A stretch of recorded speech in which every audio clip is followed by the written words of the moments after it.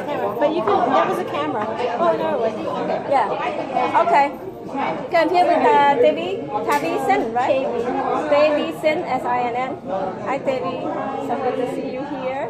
It's not easy to take the time out to come and meet, right? Everybody's so busy, and today we were able to meet with about, 10 tables, about 50, 60 people today to celebrate the inauguration with the Asian community at China Garden. Davey, I've been watching you. Davey is the founder, the president of Save Cambodia. That title is big, you know that, right? I guess so. I mean, It's I do it every day, so. Yes, and a lot of people watching social media, we see what's going on back in Cambodia, and we can resonate with what you're trying to do, and people just felt so helpless when we see things we don't like to see, People are hurting, we see poverty, we see equality, we see a lot of things, right? It's amazing to see someone, young generation like you, to have this initiative, Saving Cambodian. So if you want to know more, you can go to her website, because we don't have time to cover everything what she does. But I just wanted to introduce Davey to Thank you. I just released you guys. a new website, so it Anything should new be to update? Yeah, and there's it's a work in progress, so there's still going to be a lot more pages, but it's fairly new for the new year. Okay. So how long it's been now? 5 years? About 4 years now. 4 years now. So you're getting a lot of help, response, volunteers? We are. I always can use more, and I mean, there's so much work that we do, and we have 3 priorities we focus on: is cultural preservation, socio and sustainable development, socio-economic and sustainable development, and international relations. And international relations specifically with the UN, and all 3 of those take a lot of time and they require a lot of help. So if anyone's interested specifically in those fields, then I'm more than willing to give that platform, because that's the purpose of Save Cambodia, is to give the platform for the people. So everybody loves to help Cambodia. Why do you think there's not a lot of people doing it? Is it they don't have time, or the resource that they needed? I think that there's a lot of reasons to this, but I want to tell you first about the 5 core values that Save Cambodia carries, and we is open-mindedness, integrity, courage, resilience, and diplomacy. And I think that with the Khmer Rouge that happened in a lot of the centuries of the fighting, it really, I would say, really shifted the people and really broken them in a lot of ways, emotionally and mentally and physically, and they're just tired. And I had a high school student that asked me, she said, "Do you focus on human rights?" And I said, "Not really." And she said, "Why not?" I said, "Because you have to be proud to be Cambodian, you have to love yourself, and you have to genuinely want to help the person next to you. Otherwise, human rights is irrelevant." So I think that Khmer, they don't recognize how beautiful their culture is and how beautiful they are as people. Like, when we have skin, we want to be white, but really Khmer is dark, and we need to be proud of being, that complexion. Even though I'm light skinned, but still, if I get tan, I'm okay. But it's really being able to highlight about why are you proud to be Khmer. And I think until they're able to recognize that, then they're able to really want to really give to help. Davey, you're dealing with a lot of community. Do you think what would be the one thing that would help us, Khmer American, Cambodian American, united, come together? Like today we could have thousands, hundreds, but there's very few. Every time we have a gathering, I see there's very few of us. If it's a party, then the room is packed. What do you think? Why that is?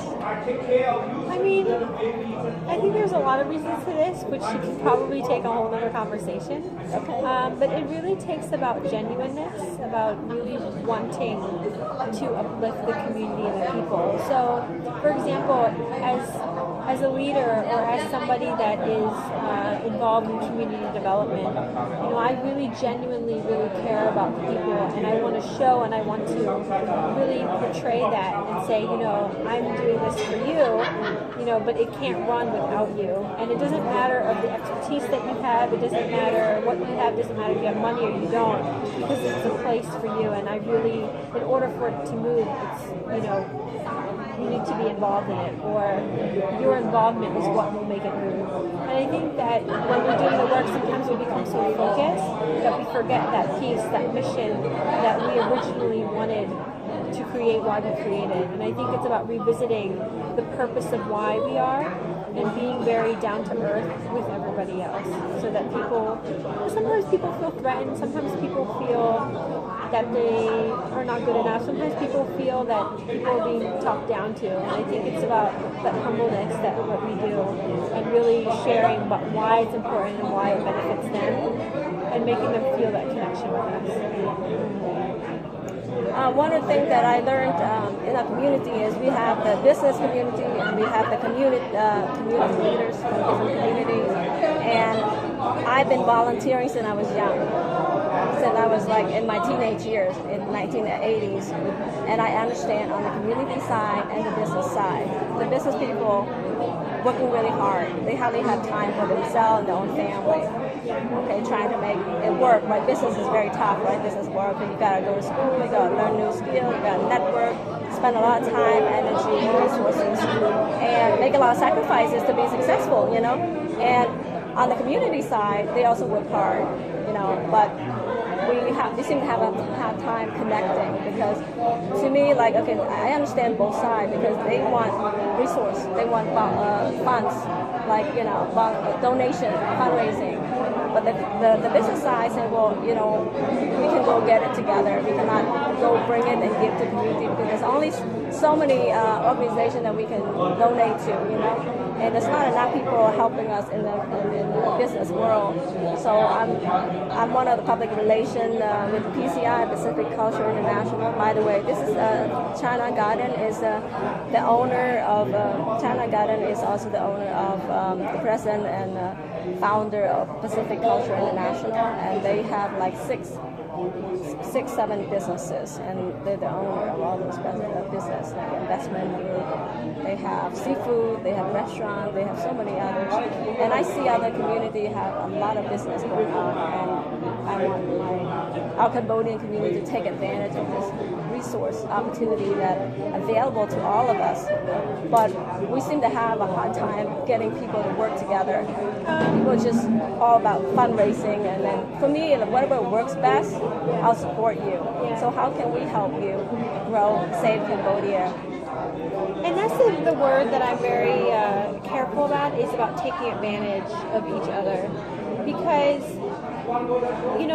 so for Save Cambodia, at the end of the day, I can say blah, blah, blah, we're about culture preservation, we're about creating economic stability, or we are about international relations. But what it's really about is about getting people to understand that there are different entities involved, and in order for you to want to become successful, or to have your mission become successful, it's important to understand about the different perspectives that people want. So a businessman will always be a businessman. A civil society will always be civil society. A policymaker, a political person will always be that. But it's about understanding what does everybody want, and then creating that mutual understanding and that desire. So if you're creating a project, or if I'm creating a project, every project I create, I make sure that there's space for every single person. And I do highlight projects on the website. But, there's so many things that we can say about this. So to help you grow, for example, what some of the things you do good that money keep flowing in? Say it again? What's some of the things that you do well to help your organization that brings all resources in? Is it through volunteer, donation? What else? So activity, projects? We do a lot of projects, and I'm very big on developing the projects, because I want to show the people that we're serious, and what we're doing is going to be beneficial for the community, and then we do this through donations. So in order for us to continue working, a lot of my members are very young. I'm like the oldest, which I can't believe I'm saying, and they use all their money out of their pockets, and they're not Cambodian. And I think it's They time use all their money out of their pocket. yeah, out of their own pockets, and my parents, and after my parents, but they do. So the thing and is, you're they're going to be exhausted. Yeah, I am exhausted. Yeah. You see, this is So- why we want to Yeah. educate ourselves about how to get more resources. I'm all about what works for you. Yeah. If you have a plan that works well, that's great. But if you don't, then you need more resources. And it's just a matter of sitting down and discuss how do we get more resources. Well, yeah. So, and that's the thing. You asked about volunteering, and we do. We need as much help as possible, you know, and donations and fundraising. And recently, we just created the Living Nation League, where it's if you really love the culture and you really love what we stand for, what we represent. Which is the Cambodian culture and everything about sustaining it, then, you know, you can have your stocks, you can have your will, you can have, you know, I mean, you can talk more to our financial, go to the website. So there's a lot of stuff. Well, I've been here in 1984, and based on my experience, my involvement with the communities, I see how other community is working and why they do well, they're thriving. And I look forward to share that with our community, you know. We would love to. Yeah, because there's so much resources. I mean, if you understand how to get it, it's unlimited. I'll put you in touch with my it just frustrates me because you see our community is not growing. And you can see the temple, it's not growing. You know, not as much we wanted. It's kind of. Well, I love my members because they and don't then really like when to you take talk no about as an volunteer, answer. you know, people love to volunteer, but the problem is time. Did you know that between time and money, people have more money than time? And some people will tell me, well, time is money. Yeah. But people like, because you say most of your people, your volunteers are younger. People with family, it's going to be very hard. They have to work full time, help their children. They hardly have time for themselves. So this is why it's hard to get a lot of help based on volunteer only. But if we have resource, they help people, then they come more. Well, that's what how you're I see it. asking, and that's what you meant, yes. Right. So tell me whatever works well, and then not just for your organization, but other organizations as well. Like we have Human Rights Group, we have Army Group, and they're all looking for resources. So if we don't generate anything, you know, it's going to be very hard to get the resource. CAA needs resources, you know, either people resource, human resource, or you know, funds. There's so many nonprofit organizations, you know, that in this area. The CFC, is it Cambodian Foundation, Children Foundation.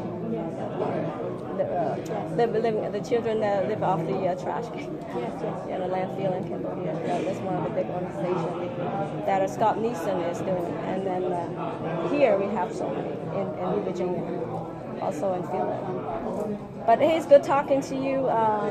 Thank you for being here. And if anybody want to get in touch with Tavi. Yeah, like Devi, Andra Devi, Ambo Devi. Yeah, very good. So I'm happy to see new generation because you are our future leaders, and we look forward to support you. And this is one of the reasons why I became a part of Pacific Culture International, because we promote leadership. We're helping the young girl. That's why we crown them. But you don't have to be Miss Pageant. We're still supporting you as long as you have a dream you want to accomplish, and then work with the community, and we're supporting you. Okay, thank you. Okay. Thank you.